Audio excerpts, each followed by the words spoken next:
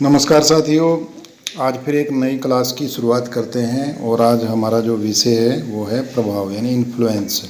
तो राजनीति विज्ञान में प्रभाव जो टॉपिक है वो बहुत महत्वपूर्ण है, क्योंकि जब हम शक्ति पढ़ते हैं, सत्ता पढ़ते हैं, उसी से जुड़ा हुआ एक अन्य टॉपिक है प्रभाव। और आज इसका हम अध्ययन करेंगे। तो आइए आज की क्लास की हम शुरुआत करते हैं।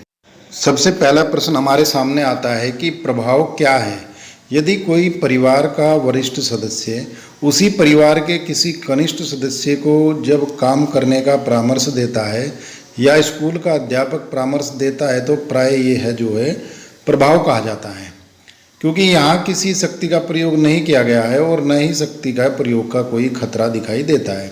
क्योंकि यदि वह सदस्य परामर्श नहीं मानता हो तो उसे कोई क्षति नहीं होगी। लेकिन यदि कोई देश या अंतर्राष्ट्रीय संस्था विदेश नीति संबंधी कोई निर्णय लेना चाहती है, किंतु कोई दूसरा शक्तिशाली देश अपनी शक्ति का प्रयोग करते हुए उसे रोकता है, तो वह जो है क्या कहा जाएगा, वह प्रभाव कहा जाएगा।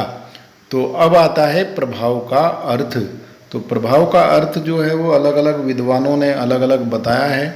तो कुछ विद्वानों के अनुसार प्रभाव का अर्थ दूसरों के व्यवहार को परिवर्तित कर सकने की क्षमता ही क्या है, प्रभाव है। तो यानी उन्होंने क्या बताया कि दूसरों के व्यवहार को परिवर्तित करने की जो है क्षमता क्या है, प्रभाव है।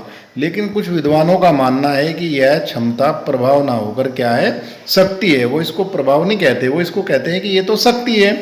ऐसी शक्ति को परिभाषित करते हुए गोल्डहैमर व सील्स जो प्रभाव की व्यापकता को ध्यान में रखते हुए बताते हैं कि एक व्यक्ति उसी सीमा तक शक्तियुक्त माना जा सकता है जिस सीमा तक वह अपने अभिप्रायों के अनुकूल दूसरों के व्यवहार को प्रभावित कर सकता है। यानी वो ये कहते हैं कि एक व्यक्ति उसी सीमा तक शक्तियुक्त माना जा सकता है जिस सीमा तक वह अपने अभिप्रायों यानी जो वो चाहता है उसके अनुकूल दूसरों के व्यवहार को जहाँ तक वो प्रभावित कर सकता है, जिस सीमा तक प्रभावित कर सकता है, उस सीमा तक वो शक्तियुक्त माना जा सकता है। ऐसी दूसरी जो परिभाषा है वो है कार्ल जे फ्रेडरिक की। तो कार्ल जे फ्रेडरिक भी अपनी परिभाषा में जो बताते हैं वो कहते हैं कि प्रभाव एक गुप्त शक्ति है। वो क्या कहते हैं कि प्रभाव एक गुप्त शक्ति है और यह न्यूनाधिक मात्रा में शक्ति का अदृश्य रूप है। वे कहते हैं कि प्रभाव एक गुप्त शक्ति है, ये कम या अधिक मात्रा में एक तरीके से क्या है, शक्ति का यह अदृश्य रूप है। ऐसी आर्नोल्ड बुल्फर्स के अनुसार वो ये कहते हैं कि शक्ति से अभिप्राय धमकियों के द्वारा दूसरों को नियंत्रित करने की सामर्थ्य है और दूसरी ओर वैसा ही परिणाम वायदों या लाभकर वस्तुएं देने के द्वारा पैदा करने की सामर्थ्य क्या है, प्रभाव है। यानी वो क्या कहते हैं कि शक्ति क्या है कि जब हम धमकियों के द्वारा दूसरों को नियंत्रित करने की जो सामर्थ्य होती है, दूसरों को नियंत्रित करते हैं धमकी के द्वारा, तो वो क्या है, शक्ति है। और वैसा ही परिणाम यानी ठीक जो हम धमकियों के द्वारा जो चाहते हैं, अगर वैसा ही परिणाम हम वायदों से या कोई लाभ कर वस्तु देने से जो परिणाम पैदा करते हैं उसको क्या कहा जाता है, उसको प्रभाव कहते हैं ये। तो इस प्रकार अनुनय और पुरस्कारों द्वारा दूसरों के ऊपर प्राप्त किया गया नियंत्रण जो है वो क्या कहलाता है, प्रभाव कहलाता है। यानी अनुनय, विनय या पुरस्कारों के माध्यम से हम जब दूसरों के ऊपर नियंत्रण करते हैं तो उसको क्या कहते हैं, प्रभाव कहते हैं। और दंड तथा बल प्रयोग द्वारा प्राप्त किया गया नियंत्रण जो होता है वो क्या कहलाता है, वो शक्ति कहलाता है। तो अब मुझे लगता है कि आप शक्ति और प्रभाव में जो है अंतर समझ गए होंगे। अब इसके बाद आता है प्रभाव के प्रमुख स्रोत। तो प्रभाव के प्रमुख स्रोत कौन कौन से हैं? तो सुप्रसिद्ध विद्वान रोवे की मान्यता है कि प्रभाव संग सर्वत्र असमान रूप से पाया जाता है और इस असमानता के जो मुख्य कारण है, साधनों का जो वितरण है उनमें असमानता है। दूसरा, राजनीतिक तथ्यों के लिए साधनों के जो प्रयोग है उनकी पृथकताएं तथा राजनीतिक साधनों के प्रयोग करने में विभिन्नताएं जो हैं वो प्रभाव के असमान होने के जो मुख्य कारण हैं। तो वो कहते हैं कि प्रत्येक व्यक्ति की इच्छा होती है कि राजनीतिक व्यवस्था में अपना प्रभाव जरूर छोड़े, जिसके लिए व्यक्ति सामान्यतः सरकारी नियमों, नीतियों को प्रभावित करने का प्रयत्न करते हैं। लेकिन यह जरूरी नहीं कि उसको अमुक कार्य में सफलता प्राप्त हो। इसका प्रमुख कारण प्रभाव की असमान प्रकृति है। तो राजनीतिक विचारकों का मानना है कि राजनीतिक स्रोतों में असमानता के कारण ही राजनीतिक प्रभाव में असमानता आती है। यह भी कहा जा सकता है कि इसमें राजनीतिक प्रभाव के तथ्य एवं मूल्यों का भी अत्यंत महत्वपूर्ण स्थान है। तो इस प्रकार हम देखते हैं कि जो प्रभाव है वह असमान पाया जाता है, और उसके पीछे मुख्य कारण क्या है कि उसका मुख्य जो कारण है वो राजनीतिक तथ्य और मूल्यों का जो है उनकी असमानता है, उसके कारण प्रभाव में जो है असमानता पाई जाती है। तो राजनीतिक प्रभाव जो है वो लक्ष्यों और मूल्यों की समानता पर आधारित होते हैं। रोवे विचार प्रकट करते हैं कि राजनीतिक स्रोत जो है वो शिक्षा, कुशलता, स्वास्थ्य, व्यक्तित्व, आकर्षण तथा संपत्ति आदि पर निर्भर होता है। यह उन उद्देश्यों, साधनों एवं क्रियाविधियों पर निर्भर होता है जिनके लिए उसको उपयोग किया जाए। यानी आप देखते भी हैं कई बार कि राजनीतिक क्षेत्र में अलग अलग व्यक्ति का अलग अलग राजनीतिक व्यक्ति पर अलग अलग प्रभाव होता है। तो उसके पीछे जो कारण होते हैं वो शिक्षा, स्वास्थ्य, व्यक्तित्व, आकर्षण, संपत्ति, ये सारे कारण होते हैं। और इन्हीं के कारण आप देखते हैं कई बार आप कहते भी हैं कि भाई अमुक व्यक्ति का अमुक व्यक्ति पर बहुत ज़्यादा प्रभाव है, और उस प्रभाव के पीछे भी कोई भी कारण हो सकता है। वो शिक्षा भी हो सकती है, स्वास्थ्य भी हो सकता है, व्यक्तित्व भी हो सकता है, आकर्षण भी हो सकता है, संपत्ति भी हो सकता है। अब इतना सब कुछ देखने के बाद हमारे सामने एक प्रश्न आता है कि प्रभाव और शक्ति, इनमें अंतर क्या है।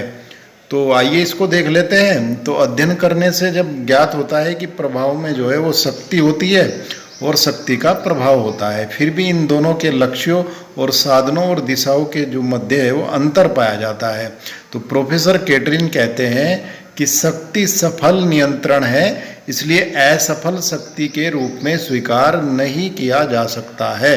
प्रभाव नियंत्रण के रूप में होता है, प्रचार भी प्रभाव का एक प्रकार है। यानी वो ये कहते हैं कि शक्ति जो होती है वो सफल नियंत्रण है, और अगर कोई असफल है तो फिर उसको शक्ति नहीं कहेंगे।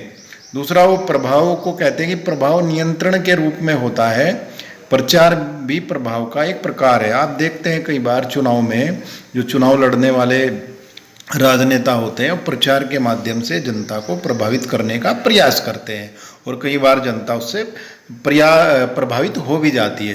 तो इस प्रकार हम जो है निम्न प्रकार जो है इनमें शक्ति और प्रभाव में भेद कर सकते हैं। तो पहला पॉइंट है कि शक्ति दमनात्मक और प्रभाव जो है वह विनय या अनुनयात्मक होता है। शक्ति के पीछे जो है वो कठोर भौतिक बल और प्रतिबंधों का प्रयोग होता है, और जिस व्यक्ति या समूह पर शक्तियों का प्रयोग किया जाता है उसके पास इसको स्वीकार करने के अलावा कोई विकल्प नहीं होता। यानी शक्ति के पीछे क्या होता है, कठोर बल, दमन होता है, और प्रतिबंध होते हैं, उनका प्रयोग होता है। और जिस व्यक्ति या समूह के खिलाफ शक्ति प्रयोग की जाती है उसके पास सीधा सीधा इसको स्वीकार करने के अलावा कोई दूसरा विकल्प नहीं होता। जबकि हम प्रभाव की बात करते हैं तो प्रभाव में ऐसा नहीं है। प्रभाव अनुनात्मक, अनुनयात्मक और विनयात्मक होता है। तो और प्रभाव जो है मनोवैज्ञानिक होता है, व्यक्ति के पास उसे स्वीकार करने या ना करने के जो विकल्प है वो मौजूद होते हैं। जैसे मैंने बताया कि आप चुनाव का उदाहरण है, चुनाव में अलग अलग नेता जो है आपके सामने प्रचार के माध्यम से अपना जो प्रभाव जनता को प्रभावित करने का प्रयास करते हैं, पर वो जनता के ऊपर है, वो मनोवैज्ञानिक कितना असर होता है वो उसको स्वीकार करते हैं या नहीं करते।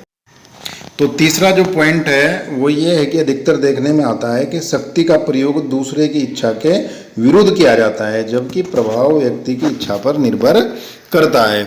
यानी शक्ति का प्रयोग तो हम दूसरे व्यक्ति की इच्छा के विरुद्ध करते हैं, जबकि प्रभाव जो है व्यक्ति की इच्छा पर निर्भर करता है, वो माने या ना माने, स्वीकार करे या अस्वीकार करे। अब चौथा पॉइंट है कि शक्ति अप्रजातंत्रात्मक होती है, जबकि प्रभाव प्रजातंत्रात्मक होता है। शक्ति यानी हम दूसरे की इच्छा के विरुद्ध काम करते हैं तो होता है प्रजातंत्रात्मक होती है, जबकि प्रभाव जो है वो क्या होता है, प्रजातंत्रात्मक होता है। इसी प्रकार अब जो नेक्स्ट पॉइंट है, पांचवा पॉइंट, उस पांचवें पॉइंट में जो बताया गया है वो ये है कि शक्ति का प्रयोग निश्चित, सीमित और विशिष्ट रूप में जो है होता है, और प्रभाव जो है व्यक्तिगत, अमूर्त तथा अस्पष्ट होता है। अर्थात जब शक्ति का प्रयोग किया जाता है तो उसे हम देख सकते हैं, जबकि प्रभाव प्राय जो है व्यक्तिगत, अमूर्त तथा अस्पष्ट होता है।